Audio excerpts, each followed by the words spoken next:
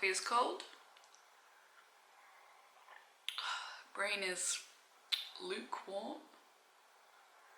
Perfect time to do some filming.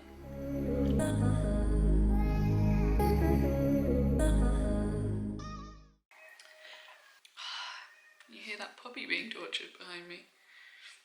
It's a cruel, cruel world.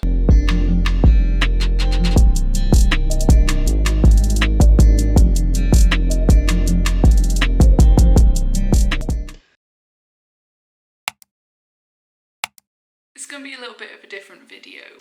It's like this. Despite the fact that there was a Eagle FC event on last night with lots of interesting storylines, got to feel right here for Junior Dos Santos that shoulder dislocation was really disappointing. So, can't imagine how he felt. He was looking really good against the Castro, tearing up his legs. But Khabib is saying that the Fedor fight is still on his radar, still wants to make that happen for the end of the year. It's just heartwarming that JDS finally has an organisation that cares about him, wants to do good by him. And then the co-main, fucking weird as well, ended in a no contest due to an illegal knee. But there were a couple of super fast, super impressive knockouts, including this one.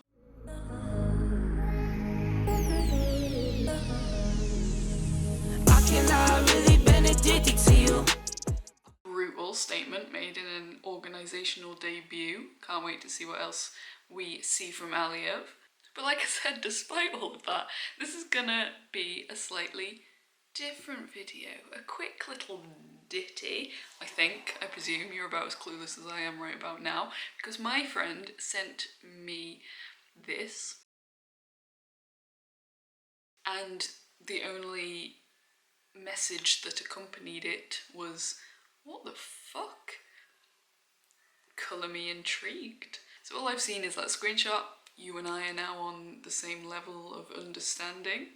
Get the heck out. Fluff. That was fluff. I would never talk to you like that. So I thought we'd answer the philosophical question, WT fuck together. Could go terribly. Before I hit play, here's what I have already deduced by looking at this screenshot. I'm like fucking Sherlock Holmes, Miss Marple, and someone who looks at screenshots. All rolled into one. Crying at my own absurdity. So Stormin Norman Parke is an Irish MMA fighter who has had a long and illustrious career, except I don't know what illustrious means. It's just something people say, isn't it? He's not, he never reached the dizzying heights of UFC championship. So maybe it's not very illustrious. Maybe it's just got a little bit of a sparkle. I think illustrious means like shiny. So he came up through Cage Contender, Cage Warriors before entering the Ultimate Fighter, this like regional Ultimate Fighter that was like Team UK. He was part of Team UK. They called it, what was it, the Ultimate Fighter, The Smashes. I know, their marketing team has never been that good. Hi, me. And he, in the semi-finals, he came up against PFL's Brendan Loughnane, who is thriving these days, or at least, yeah. He was a surprise almost winner in the last PFL season. He's won his fight, his only fight that he's done so far in this season. It wasn't very good win, but it was a win nonetheless. And I'm going off topic. Stormin Norman Parke beat him in the semi-finals of the Ultimate Fighter to go on to the finals, where he dominated Colin Fletcher. Champ. Tough champ. But more interestingly, hang on, she needs to refuel. But more interestingly than that, he's always been a character. He had a 9-fight run in the UFC. He won the first 5 fights. couldn't really stand up against like the higher level fighters in the organisation. Happens. And he was released, and he kind of jumped about a little bit around different European organisations before settling in KSW, where he almost immediately started this ongoing beef with Matthias Gamrot, who is now doing great in the UFC. I believe he's on like a 3-fight win streak or something. We've not seen him since the end of last year, but take a break. Have a Kit Kat. They were booked to fight and refight 3 times for the title, and it was just like littered with, I'm gonna use the word nonsense.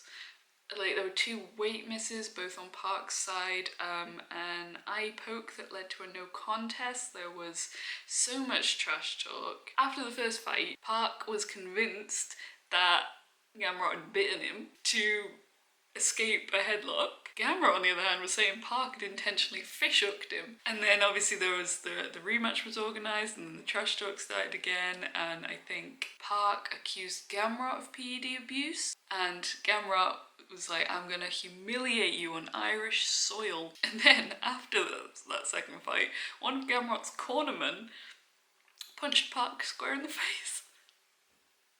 A la Khabib Dylan post-fight excitement. As for the other guy, back to the screenshot. For the other guy, I know very little about him. Pretty sure he's only had like 3 professional MMA fights. I know that he usually fights at heavyweight, whereas, as per my previous email, Parke spent a lot of his time at 155. So maybe that's WT fuck? Like, are we gonna see something akin to like early UFC days when all bets were off? Let's just fucking see, shall we? Should we press play? Should we go? Should we press play? Should we go?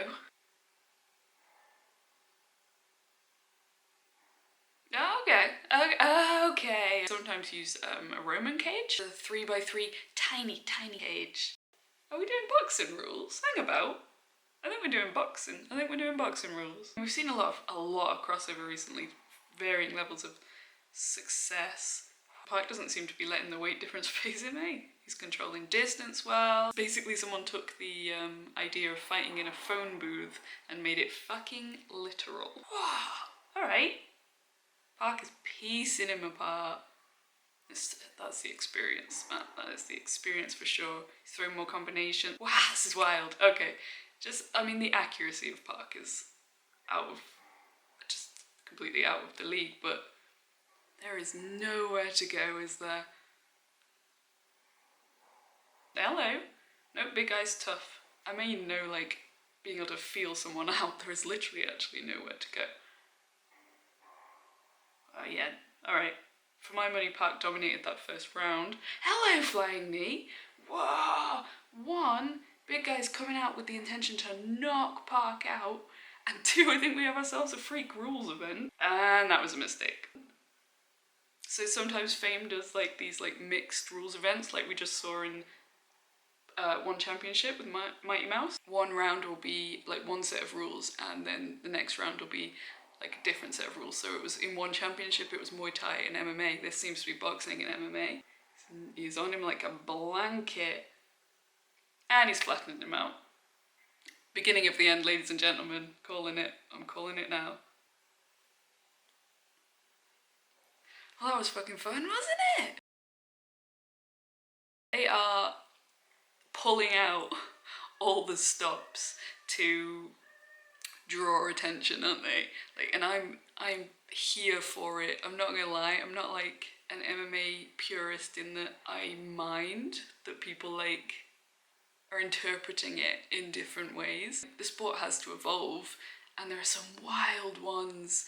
There's actual phone booth fighting, I've seen fighting in cars, pillow fighting is like a thing now, and I'm here for it. I love it, man, as long as it never kind of replaces or I suppose dilutes the core formats that I have grown to love and cherish in my life. I'm not surprised at all that it was Stormin Norman Parke that brought this madness to my attention, but it's nice to see that he's out there like probably making a few bucks and like doing something very befitting of his character. Let me know what you think about this, like, bastardized MMA nonsense, and which devolved formula is your particular favourite brand of jam. And subscribe, like it if this is the sort of thing you want to see more of. And I'll actually see you later this week. Not for an MMA video, but